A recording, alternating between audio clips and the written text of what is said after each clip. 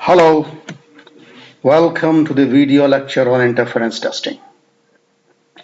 So before we get into the details of interference testing, let us look the background against which I'm taking this lecture.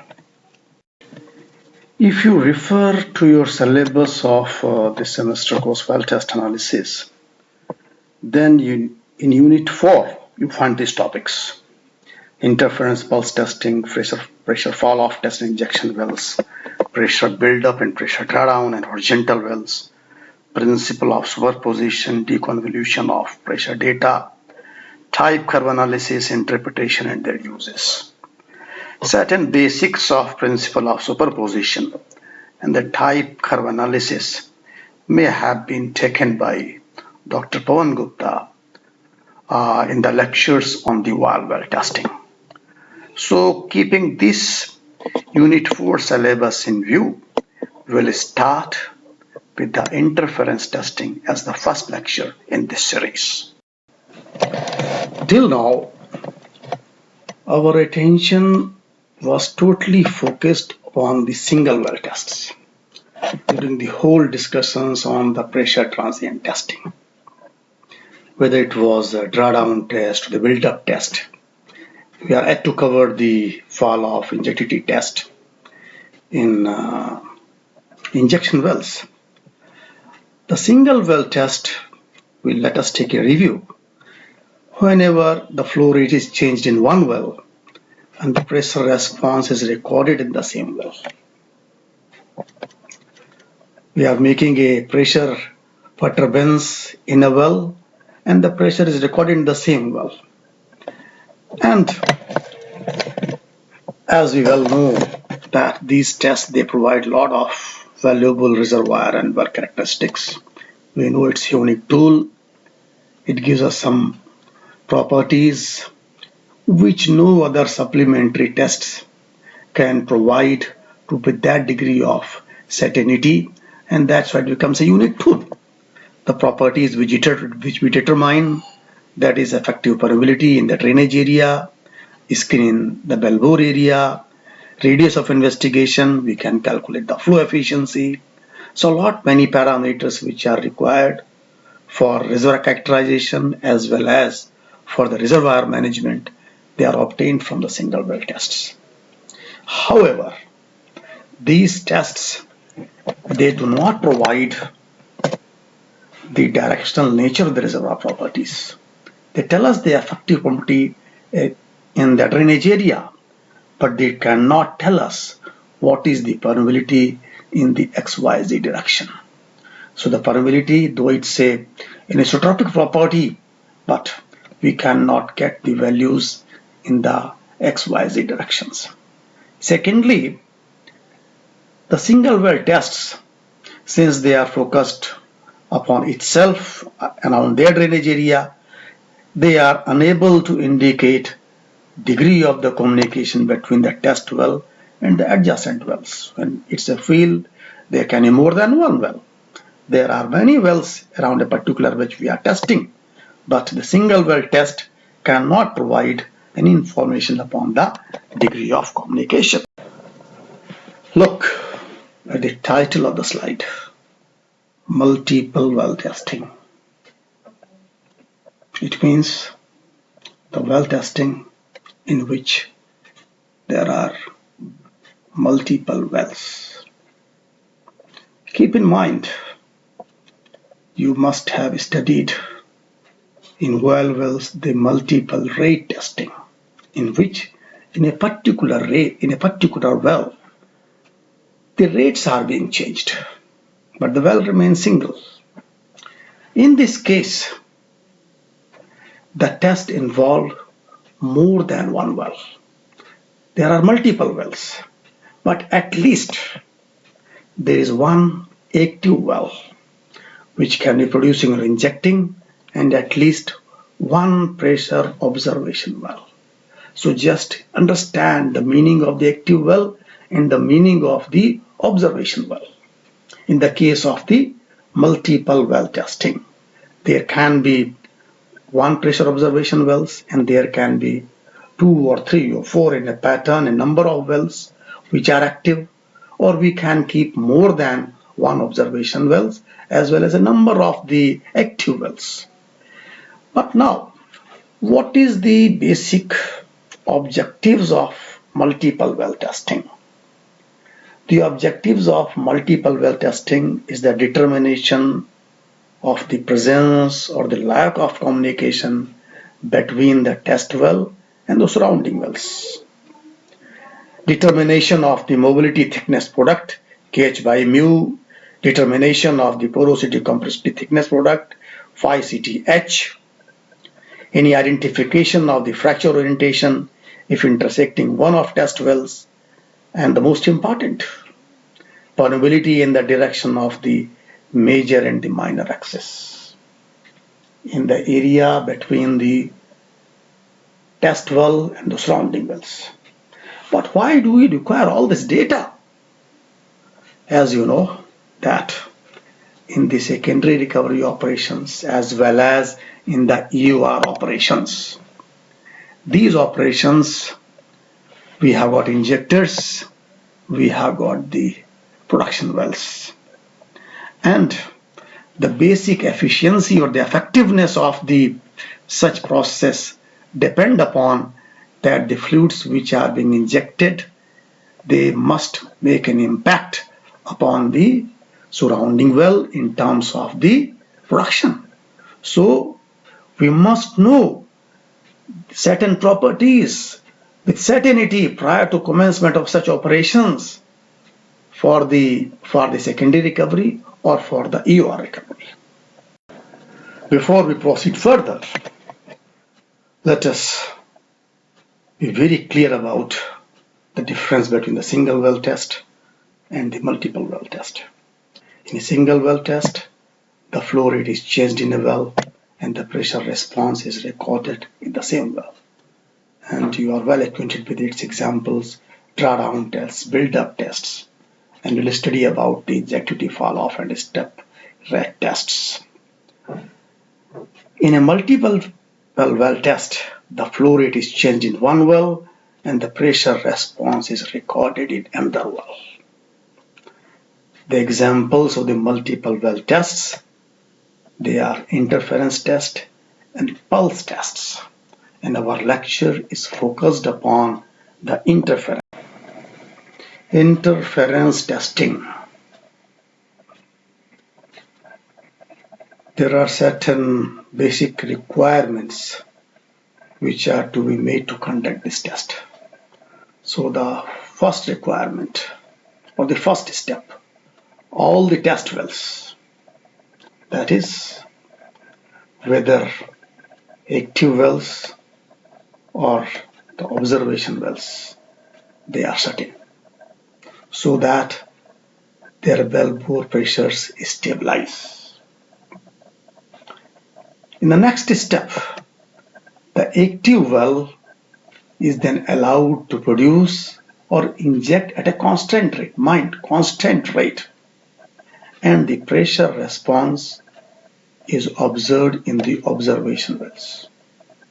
If we look at the figure over here, on the left hand side, the active well is being produced at a constant rate Q. And on the right hand side, if we look at the plot between the pressure versus time, we find that in the case of active well, since it has started producing, its pressure, it decreases with time.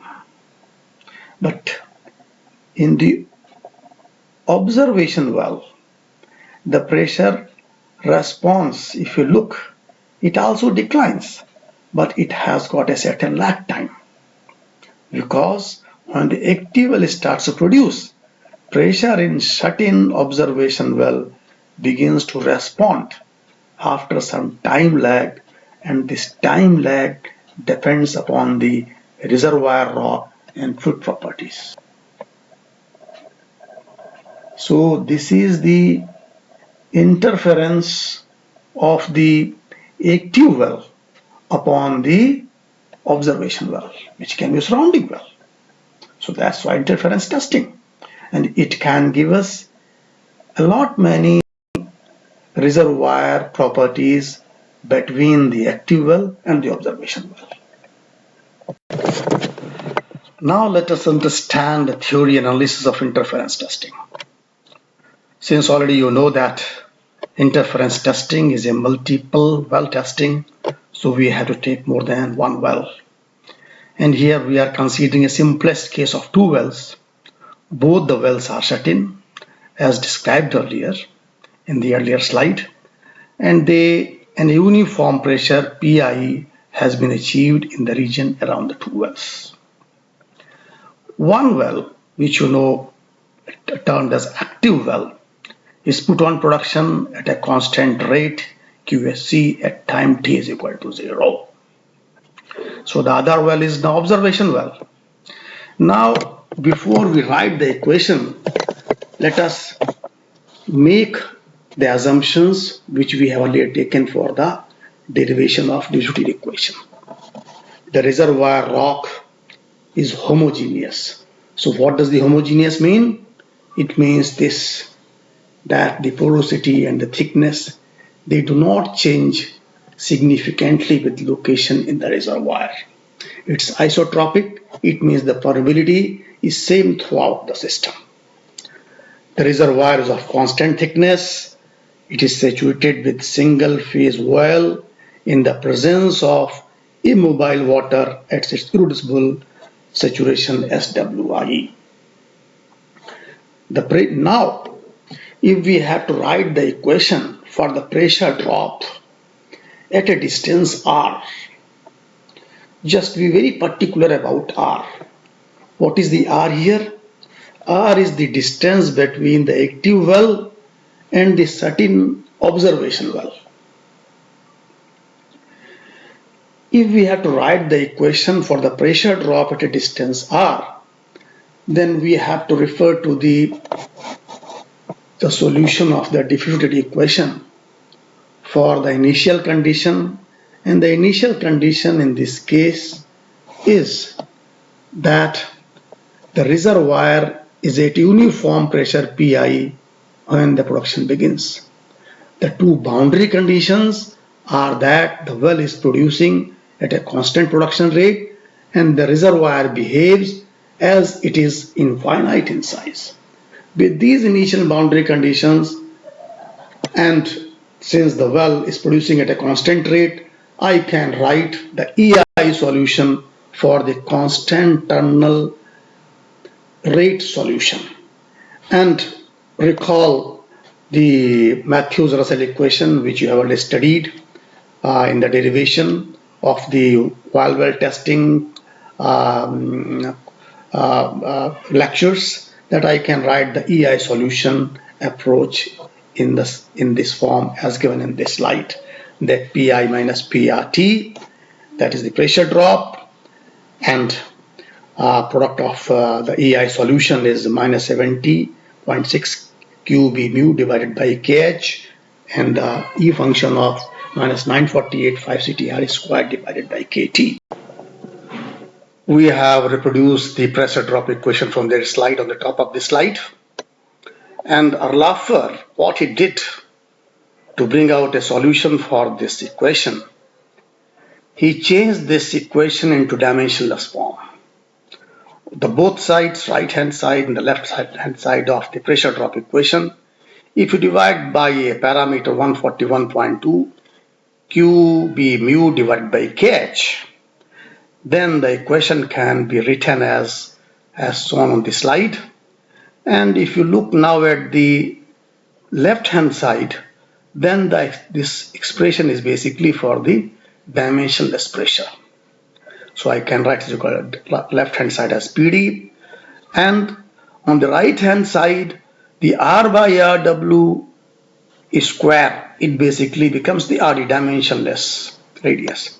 Similarly, I can write the term 5 mu CT RW square divided by 0.002637 kT.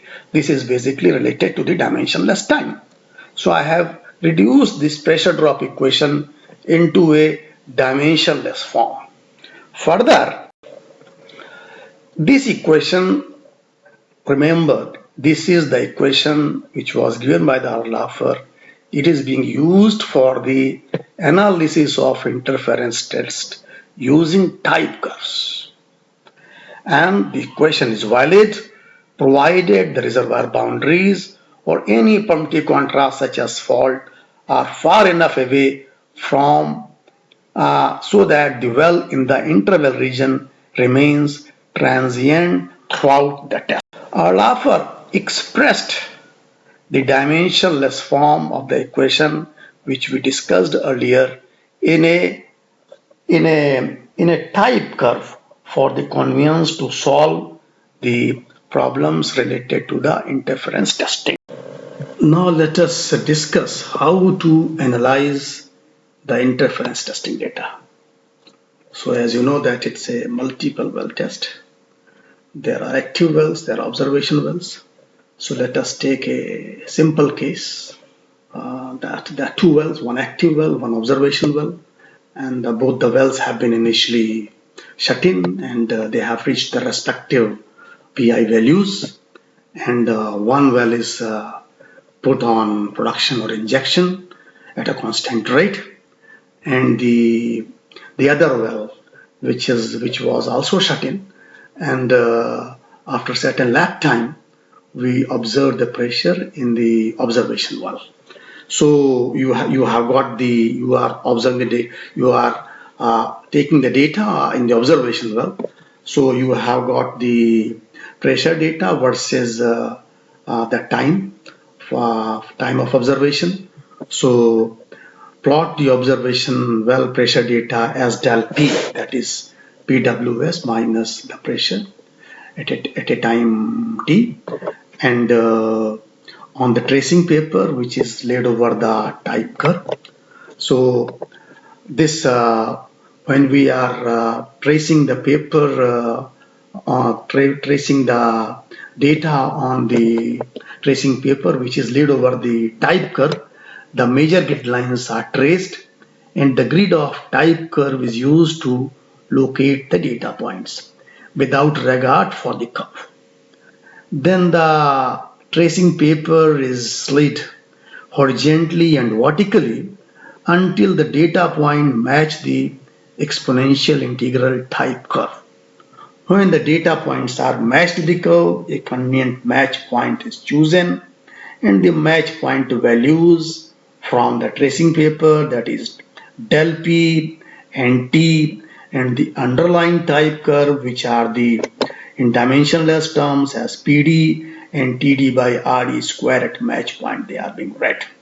And once you have got this data, you can determine the permeability, and keep it in mind that this is the permeability of the region between the two wells. You can determine K as 141.2, Q be mu divided by H, the value of PD at the match point divided by the del P value of the tracing paper at the match point. You know the value of Q, that is for the active well. You know the value of B, you know the value of mu, and you know the value of H from the active well. Similarly, the porosity compressibility product can be calculated using this formula, and you can also determine the value of phi. So this type curve analysis is quite simple, fast and accurate, but remember that this exponential integral, it applies when RD is greater than 20 and TD by RD square is greater than 0.5.